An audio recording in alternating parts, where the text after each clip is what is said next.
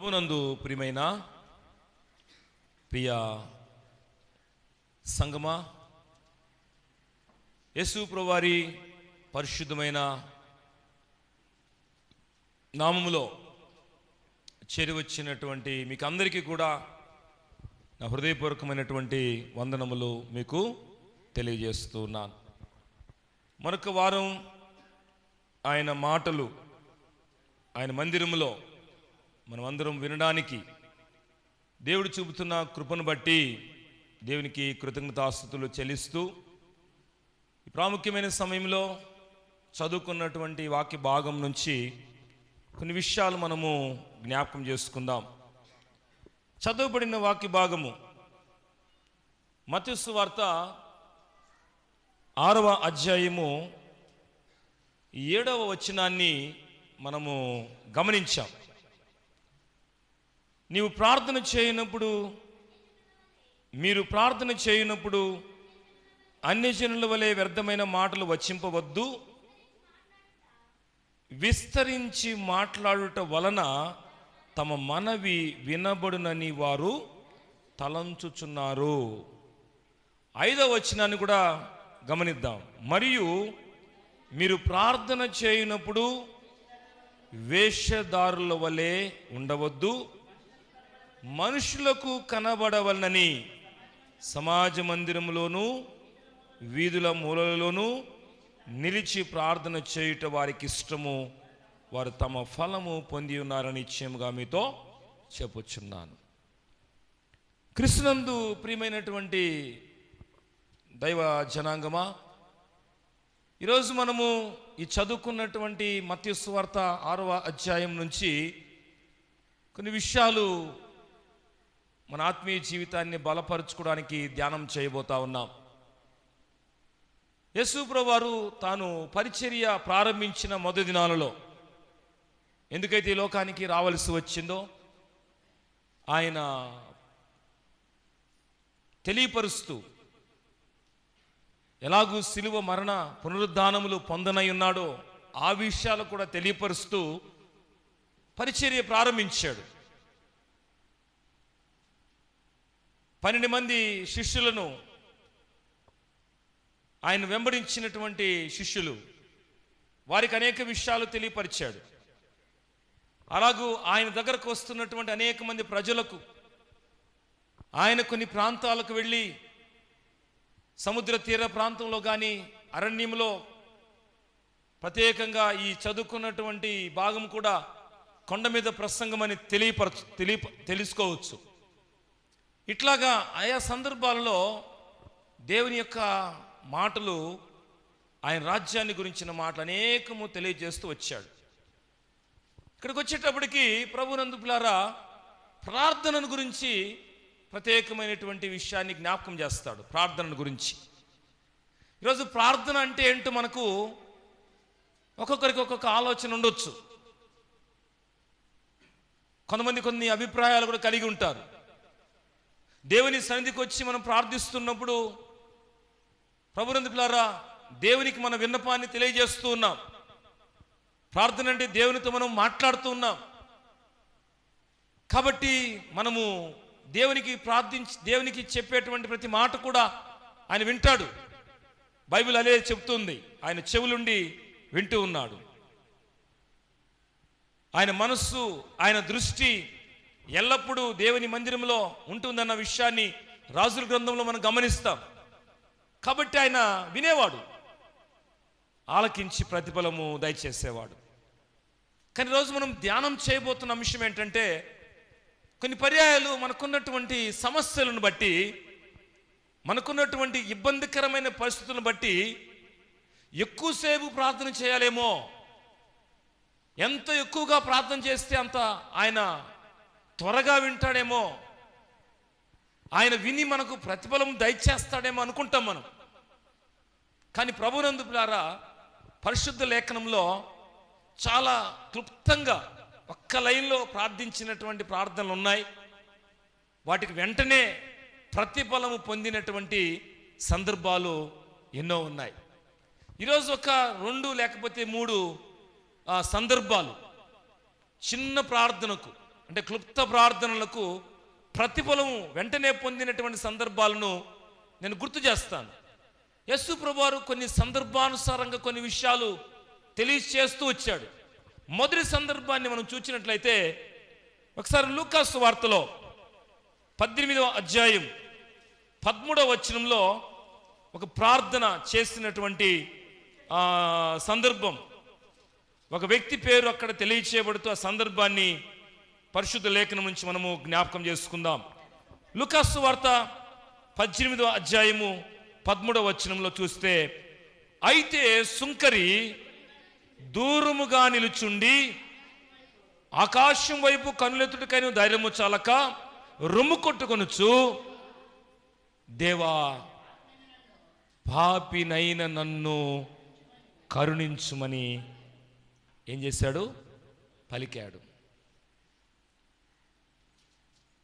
దేవా పాపినైన నన్ను కరుణించుమని పలికాడు.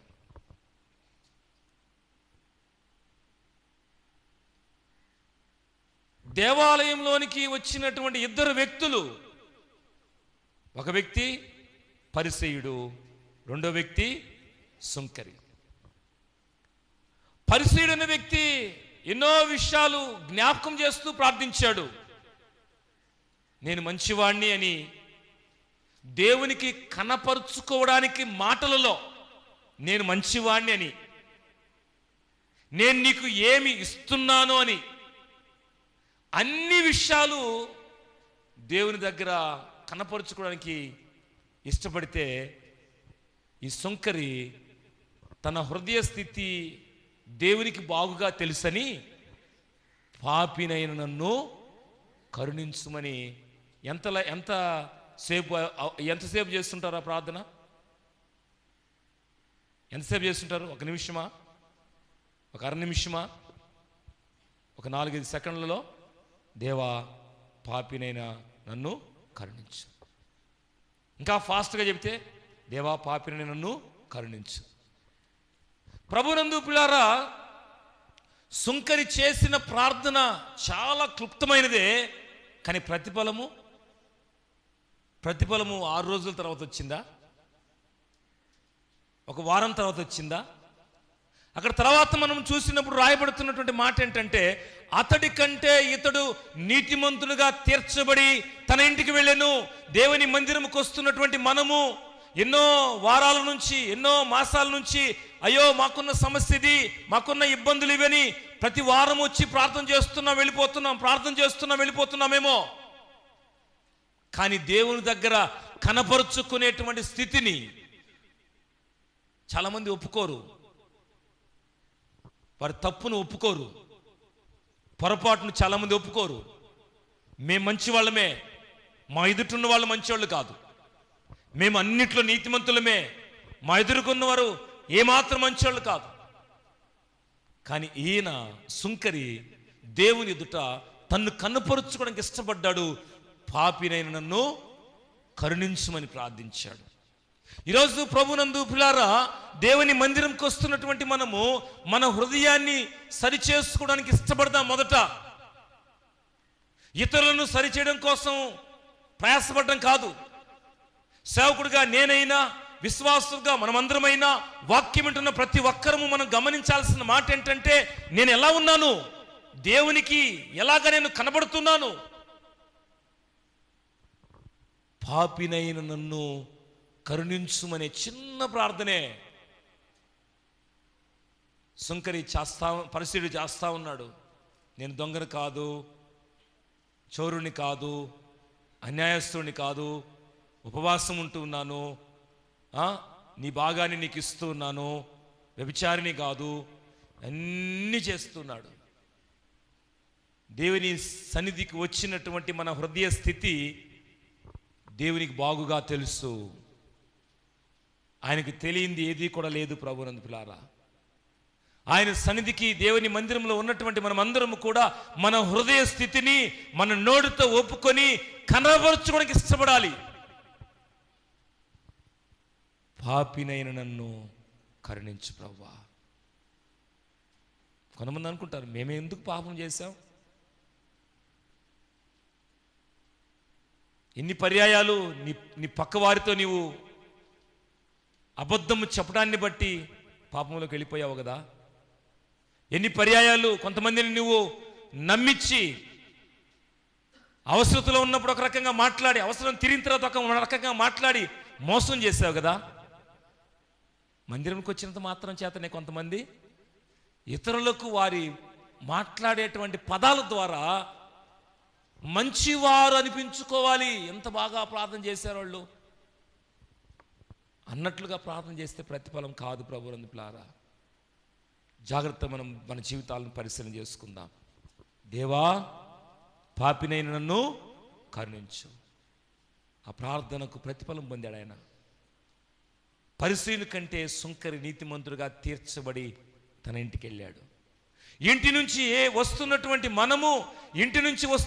మనము ఏ స్థితిని కలిగి ఉంటున్నామో తిరిగి మందిరంలోకి వచ్చిన తర్వాత మళ్ళీ ఇంటికి పోయేటప్పుడు అదే సమస్య చేత, అదే ఆలోచన చేత, అదే పరిస్థితుల చేత మళ్ళీ ఇంటికి వెళ్ళిపోతే ఎందుకు మందిరంకి వచ్చి నేర్చుకుని వెళ్తున్నామో అర్థం కాని పరిస్థితుల్లో ఇంతకాలం గడిచిపోయిందేమో. ఏ మనసుతో వస్తున్నామో, ఏ ఆలోచనతో వస్తున్నామో, ఏ కష్టముతో వస్తున్నామో, ఏ ప్రార్థనకు ప్రతిఫలం దేవుడు నాకు దయచేయాలని ఆశించి వస్తున్నామో తిరిగి ఇంటికి వెళ్ళిన తర్వాత అదే సమస్య అలాగే ఉంది, అదే పరిస్థితులు అలాగే ఉన్నాయి, అదే చింత అలాగే ఉంది. అలా అందుకైతే దేవుని మందిరానికి రావాల్సిన పని లేదు కదా. దేవుని మందిరంకి వస్తున్న మనము చేసే ప్రార్థన ప్రభు ఆలకించాలి, నాకు ప్రతిఫలం దయచేయాలి. నా కుటుంబంలో ప్రతిఫలం నేను పొందాలి, చూడాలి. నా వ్యక్తిగతమైన జీవితంలో దేవుని ద్వారా వచ్చే ప్రతిఫలాన్ని పొందాలి. దానికి ప్రాముఖ్యము, దేవా, పాపినైన నన్ను కరుణించు. ఈ చిన్న ప్రార్థన కూడా చేయడానికి చాలామందికి ఇష్టం ఉండదు కదా. ఒప్పుకోము, చాలామంది ఒప్పుకోరు.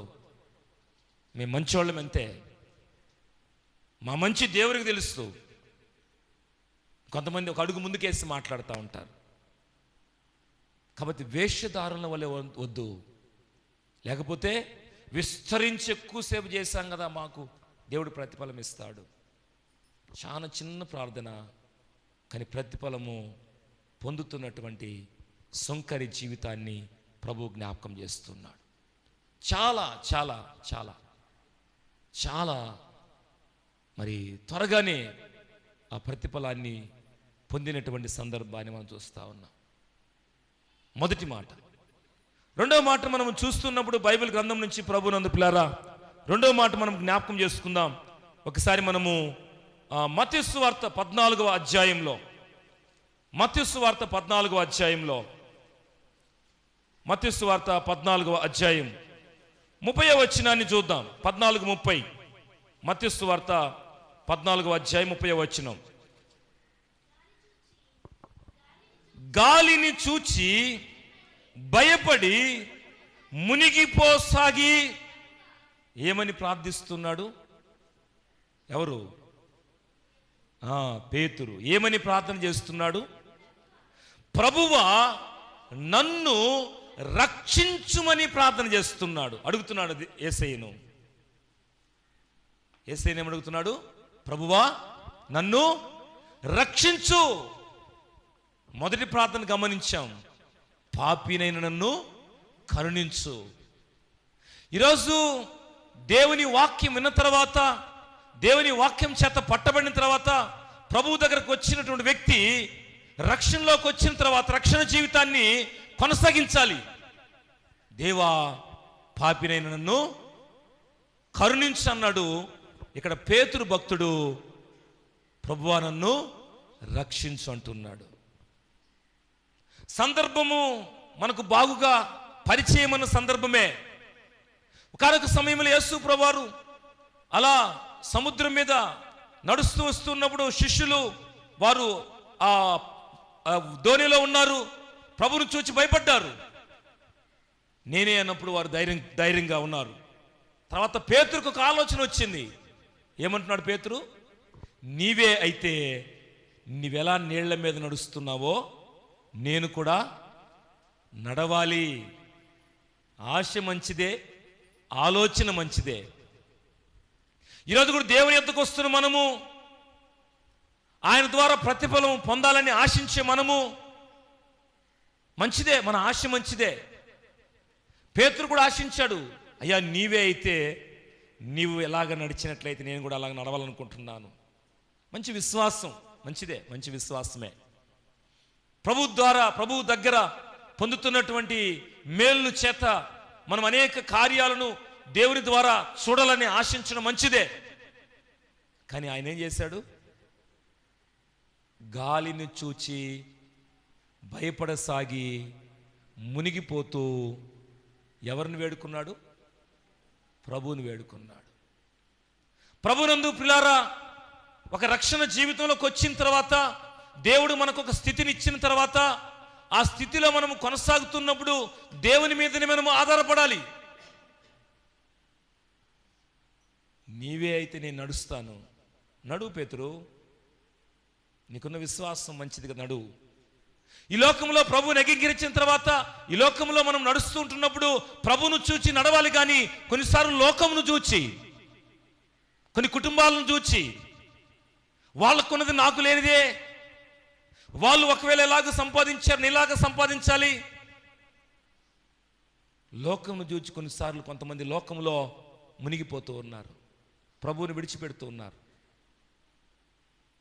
ఆత్మ సంబంధంగా మనం ఆలోచన చేసినప్పుడు,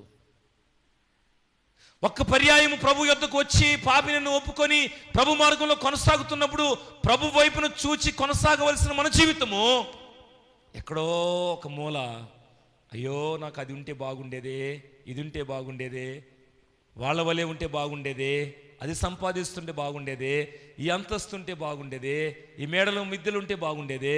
ఉండాలి, అవి కాదనలేదు, కానీ అవసరానికి మించి కాదు, ఆక్రమించి కాదు, అన్యాయముతో కాదు. నిజంగా నువ్వు కష్టపడిన కష్టార్జితంలో నీకు దేవుడు ఒక గృహము, లేకపోతే ఒక అవసరత, నీ కుటుంబంలో ఏదైతే కొన్ని వస్తువులు అవసరతలు ఉన్నాయో వాటిని కష్టార్జితంతో మనం వాటిని పొందుకోవచ్చు.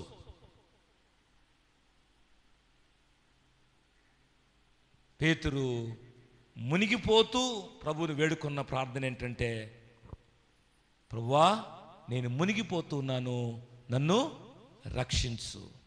ఈరోజు చాలామంది లోకమనే సముద్రంలో మునిగిపోతూ ఉన్నారు. బైబిల్లో ఉంటుంది కదా, జికట గల దొంగ ఊబిలోకి వెళ్ళిన వాళ్ళు కొన్నిసార్లు ఊబి అని తెలుసుకునేటప్పటికీ ప్రాణం పోయే పరిస్థితి ఏం చేయలేరు. ఈరోజు చాలామంది వాళ్ళు వీళ్ళు అని ఎవరినో చూచి లోకములో జరిగేటువంటి లోకములు ఏమున్నాయి?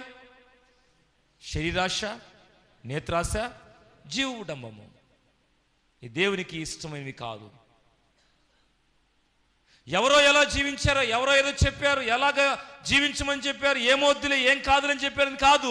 ప్రభు ఏం చెప్పాడు, ప్రభు ఎలాగ జీవించమన్నాడు, ప్రభు ఎలాగా మనం జీవించమని కోరుతున్నప్పుడు మనం ఎలా జీవిస్తూ ఉన్నాం? నడవమన్నాడు, నడుస్తూ ఉన్నాడు కదా.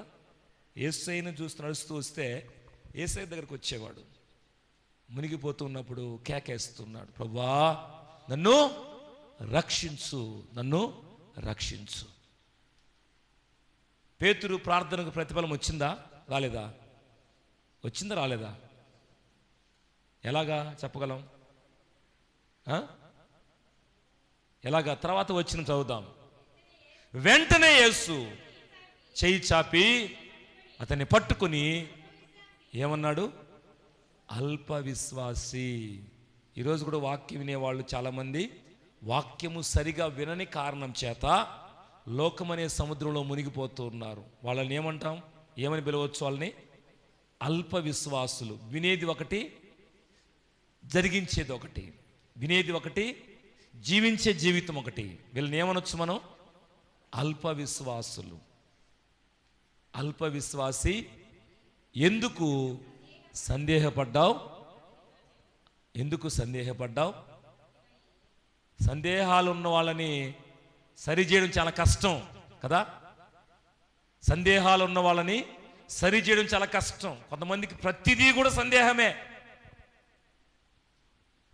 పులి కంటే గిలి. అక్కడ పులి ఉందో లేదో తెలియదు. కనిపించి కనపడని చీకటిలో, కనిపించి కనపడని మసక కళ్ళతో చూస్తే అక్కడ ఏ సార కనిపించినా అది పులికని కనిపిస్తుంది.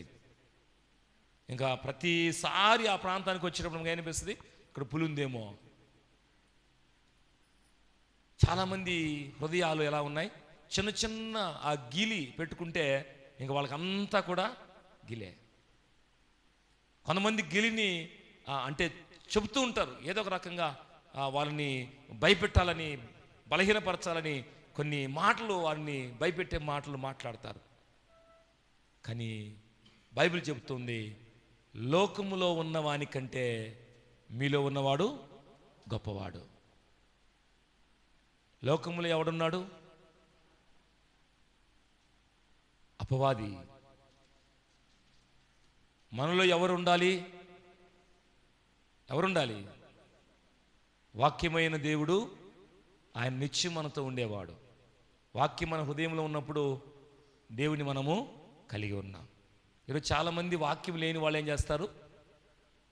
సందేహిస్తారు. సందేహించిన వాళ్ళు ఏమవుతారు? మునిగిపోతారు. మళ్ళీ ఎవరి దగ్గరికి రావాలి? ఎవరి దగ్గరికి రావాలి? యేసయ్యా నన్ను కాపాడు, రక్షించు ప్రభువా. ఇక నేను ఇందులో మునిగిపోతే బయటికి రాలేను. ఇంకా ఆ కేక వేయడానికి కొంచెం సమయం ఉంది అక్కడ. ఈరోజు కూడా కొన్నిసార్లు కొంతమంది వారి జీవితంలో వయస్సు పెరుగుతూ ఉంది, పరిస్థితులు మార్పు చెందుతూ ఉన్నాయి. అయినప్పటికీ కొంతమందికి సరైన ఆలోచన రావడం లేదు. కానీ పేతురు చిన్న ప్రార్థన చేశాడు, ప్రభువా నన్ను రక్షించు. ఈరోజు వాక్యం వింటున్న సమయానికి నీవు అనేక రకాలైనటువంటి పరిస్థితుల్లో, లోకం అనేటువంటి సముద్రంలో మునిగిపోతున్నావేమో. ఈ మాట వినే సమయానికి ప్రభువా నన్ను రక్షించు అని నువ్వు ప్రార్థన చేసే మనసు కలిగి ఉంటే, నీవు ఎక్కడైతే మునిగిపోతున్నావో ఆ స్థితిలో నుంచి ప్రభు తన చేయి పట్టి, తన చేయి ఇచ్చి మిమ్మల్ని, ఎవరైతే అలాగ రక్షణ కావాలని ఆశపడతారో వారిని రక్షించడానికి సమర్థుడు. ఇదే అనుకూలమైన సమయం, నేడే రక్షణ దినం. చాలామంది ఏం చేస్తున్నారు?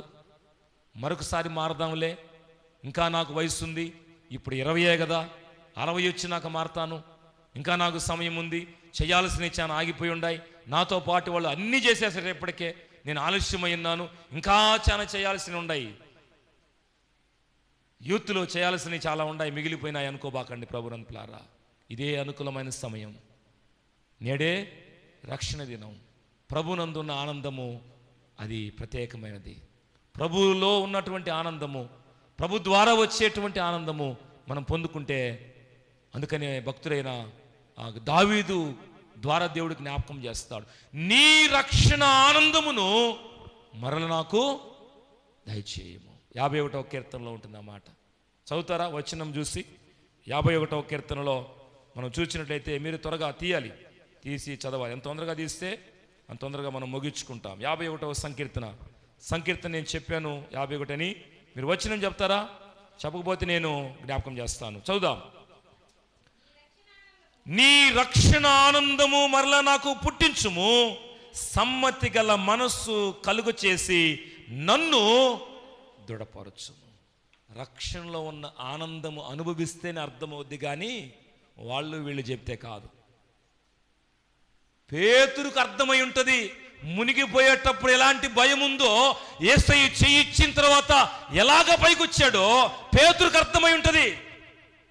ఈరోజు మనం కూడా ఒక అనుభవం కావాలి మనకి. వాళ్ళు పోయారు చర్చికి, వీళ్ళు చెప్పారు వచ్చాను కాదు. మనకంటూ మనం వ్యక్తిగతంగా ప్రభువును తెలుసుకున్న తర్వాత, ప్రభు దగ్గర క్షమాపణతో కూడిన ప్రార్థన చేసిన తర్వాత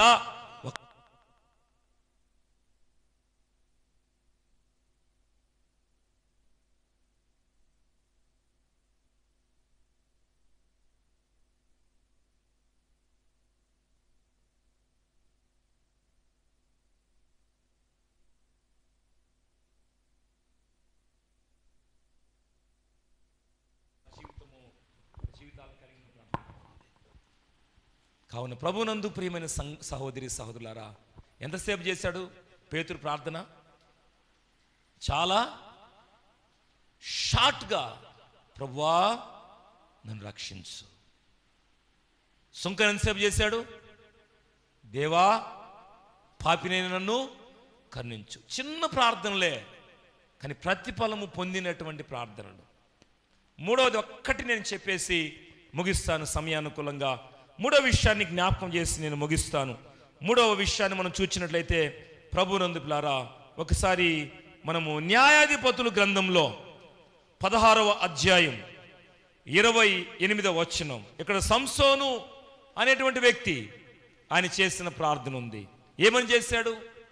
సమయం మనకు ఎంతో విలువైనది, సమయము గడిచిపోతుంది కనుక దయచేసి నేను ముగించడానికి ఇష్టపడుతున్నాను. గమనిద్దాం. న్యాయాధిపతుల గ్రంథము 16వ అధ్యాయము 28వ వచనం చదువుతున్నారా? అప్పుడు సంసోను యెహోవా ప్రభువా దయచేసి నన్ను జ్ఞాపకము చేసుకొనుము, దేవా దయచేసి ఈసారి మాత్రమే నన్ను బలపరుచుము. చాలు చాలు చాలు. ఏమని ప్రార్థన చేశాడు?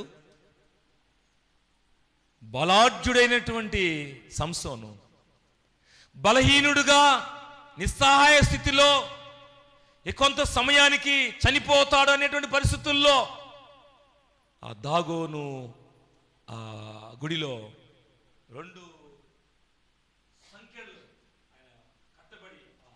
స్తంభాలకు కట్టబడి బలహీనుడుగా ఉన్నాడు. అంతకుముందు అనేకులు ఆయన దగ్గరకు రావాలంటే ఆయనకున్న బలాన్ని బట్టి ఎవరు కూడా వచ్చేవాళ్ళు కాదు. ఫిలిస్తీయులు ఆయన బంధించి అక్కడ ఉంచారు. అప్పుడు ఆయన చేసిన ప్రార్థన ఏంటి? ఈ ఒక్కసారి మాత్రం నన్ను బలపరచు. వాక్యం వినే సమయానికి ప్రభునందు పిల్లారా, దేవుడు ఒక ఉన్నతమైన స్థితిని మనకు అనుగ్రహిస్తూ ఉన్నప్పుడు సంసోను జీవితం ఒక ప్రత్యేకమైనది. నాజీరు చేయబడిన వ్యక్తి, ఫిలిస్తీయులను మరి ఎంతగానో ఎదుర్కొన్న వ్యక్తి, ఇశ్రాయేలీయులకు ఒక న్యాయాధిపతిగా ఉన్నటువంటి వ్యక్తి. ఆ వ్యక్తి బలహీనుడయ్యాడు, దిగజారి పరిస్థితుల్లోకి వెళ్ళిపోయాడు.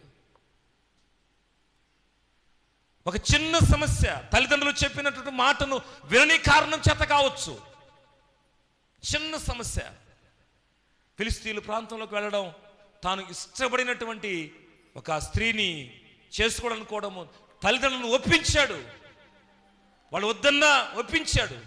అక్కడి నుంచి సమస్యలు స్టార్ట్ అయినాయి. చివరకు తన స్థితి ఏమైపోయిందంటే నిస్సహాయకుడుగా, తన వారు ఎవరున్నా ఏ సహాయం చేయలేని పరిస్థితుల్లో, ఎందుకంటే అనేకులకు దేవుని పక్షంగా నిలవబడి సహాయకుడుగా న్యాయాధిపతిగా ఉన్నటువంటి సంసోను నిస్సహాయుడైపోయాడు.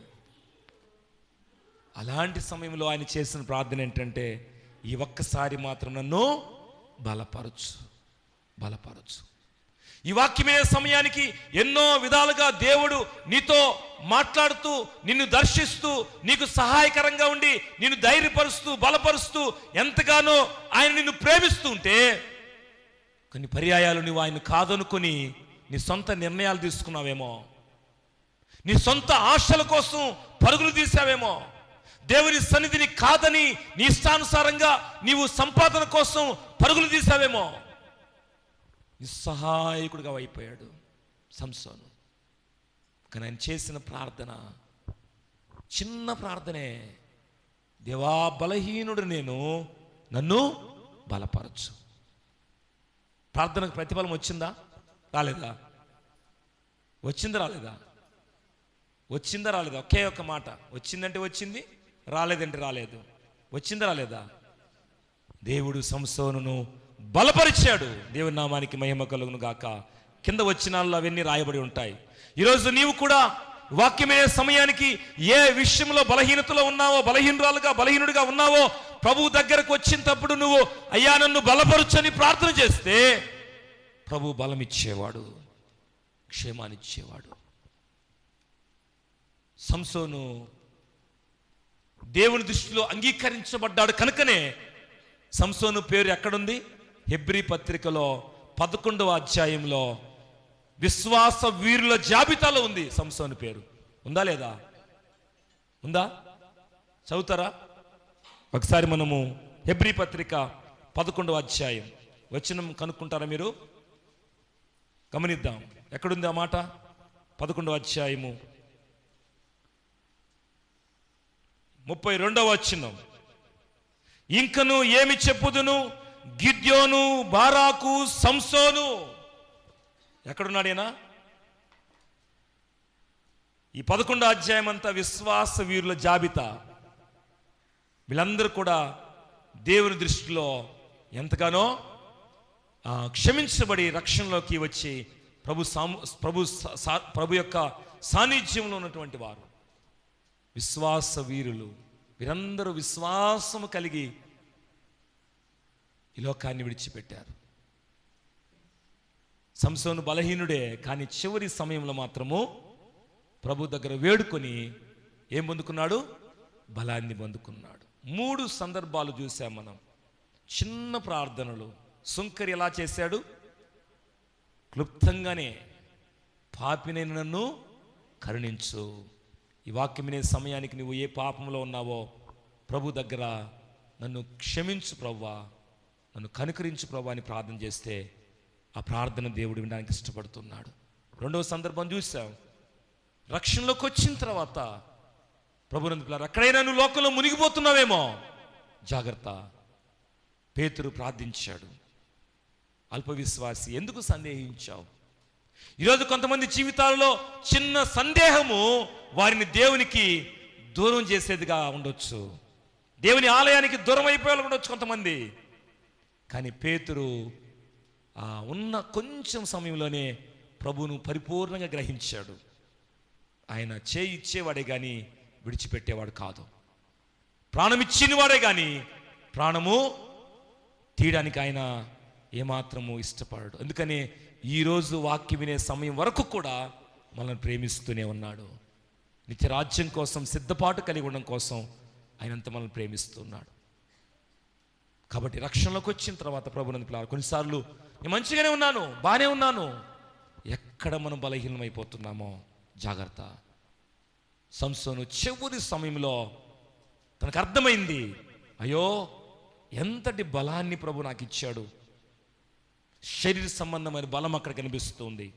ఈరోజు ఆత్మ సంబంధంగా పాటలు పాడే ముందు నువ్వే ఉన్నావు, వాక్యం చెప్పే ముందు నువ్వే ఉన్నావు, పరిచయం చేసే ముందు నువ్వే ఉన్నావు, అనేక కార్యక్రమాలలో నువ్వే ముందున్నావు, సంఘ పెద్దగా నువ్వు ఉన్నావు, అనేక విషయాల్లో పరిస్థితుల్లో నీవు అనుకూలంగా ఉన్నావు. ఎక్కడ నువ్వు బలహీనుడు అయ్యావో? కొంతమంది చిన్న విషయాన్ని కొంతమంది అలిగిపోతున్నారు కదా. చిన్న విషయమే, పాస్టర్లు మమ్మల్ని గుర్తుపెట్టుకోలేదు, మాకు అవకాశం ఇవ్వలేదు. చిన్న విషయమే, చిన్న సమస్య సంసోను జీవితంలో ఎంత లోకంలో కలిసిపోయాడు కదా. కొంతమంది ఏదో సాధిద్దాం, ఎవరి మీద? దేవుడి మీద ఏం సాధిస్తాం? దేవుడి మీద సాధిస్తే ఏం సాధిస్తాం మనం? దేవునికి వ్యతిరేకంగా వేరుగా ఉండి ఏమీ చేయలేమని ఉంది బైబిల్లో. మీరు నాకు వేరుగా ఉండి ఏమీ చేయలేరు. దేవునికి వేరుగా ఉంటే సాధించేది నరకాన్ని మాత్రమే తప్పకుండా సాధిస్తారు. దేవునిలో ఉంటే ఫలింపు ఉంది, భౌతికంగా పరలోకం ఉంది, ఆత్మ సంబంధంగా. అర్థమైందా ప్రభునందు పిల్లారా? ఈ మధ్యాహ్న కాల వేళలో ప్రార్థనలు చిన్నవే, కానీ ప్రతిఫలము వారు పొందుతున్నటువంటి సందర్భాలు 3 సందర్భాలు గమనించాం. కాబట్టి ఈ 3 సందర్భాలలో ఒకవేళ ఏ సందర్భమైనా అయ్యో ఈరోజు దేవుడు నాతో మాట్లాడాడు, నేను ఇంకా పాపిగా ఉంటే ఆయన సన్నిధిలో కరుణించమని ఈరోజు ప్రార్థన చేస్తాను. కొన్ని పర్యాయాలు బాగానే ఉంది, సాఫీగా సాగిపోతుంది జీవితం, విశ్వాసంలో సాగిపోతుంది. ఎక్కడ సందేహం వస్తే అక్కడ మునిగిపోయే స్థితిలో ఉంటే ప్రభువును వేడుకోవడానికి ఇష్టపడదాం, రక్షించమని. కొన్నిసార్లు ఆత్మ సంబంధమైన జీవితంలో మనం తీసుకోవాల్సిన నిర్ణయాలు శరీరీతిలో తీసుకోకపోతే, ఈ కుటుంబ జీవితంలో కొన్ని నిర్ణయాలు తప్పుగా తీసుకుంటే పొందబోతున్న సమస్యలు ఏంటో మన ముందు ఒకవేళ ఉంటే అయ్యో నన్ను మన్నించు ప్రభువా, ఈ ఒక్కసారి బలం దయచేయి. నేను బలహీనుడు కాకూడదు. వాక్యం వినే కొద్దీ, దేవుని మందిరంలో నాకు వినిపించబడే వాక్యం వినే కొద్దీ నేను బలపరచబడాలి, ఆత్మయందు బలపరచబడాలి. విశ్వాస సంబంధమైన ఆ పరలోక రాజ్యానికి నేను వారసురాలుగా ఉండాలి ప్రభువా. ఒక మంచి తీర్మానంతో ఇక్కడి నుంచి మనం బయటకు వెళ్దాం. తల్లు ఉంచుదాం, చిన్న ప్రార్థన చేద్దాం. ఈ ప్రార్థనలో మీరు ఏకీభవించండి. చిన్న ప్రార్థన చేద్దాం. మహోన్నతమైన తండ్రి, మీకు స్తోత్రాలు. పరిశుద్ధాత్ముడా, మీకు స్తోత్రాలు. సర్వాధికారి, మీకు స్తోత్రాలు. పరిశుద్ధ లేఖనంలో ఒక 3 సందర్భాలను మేము జ్ఞాపకం చేసుకున్నాం. అయ్యా, మేము చిన్న ప్రార్థనలకు జవాబు పొందినటువంటి సందర్భాలు మనం గమనించాం. విస్తరించి మాట్లాడడం ద్వారా మనుషులందరూ వినాలి అనే ఆలోచనతో కాక, నా కోసం ప్రాణమిచ్చిన ప్రభు నా ప్రార్థన అంగీకరించాలి, నాకు ప్రతిఫలం దయచేయాలి. నేను రోజులు తరబడి చేసిన ప్రతిఫలం రాలేదని నేను విడిచిపెట్టే వ్యక్తిని కాక ప్రభువా, చిన్న ప్రార్థన, క్లుప్త ప్రార్థన నాకు ప్రతిఫలం ఇవ్వగలవని పరిశుద్ధ లేఖనంలో నాతో మాట్లాడుతూ వచ్చావు. ఆ ప్రతిఫలమని మేమందరం పొందుకున్నట్లుగా కృప చూపమని, ప్రకటించిన వాక్యము ప్రతి హృదయంలో ఫలింప చేయమని యేసు నామములో ప్రార్థిస్తున్నాం తండ్రి. ఆమేన్.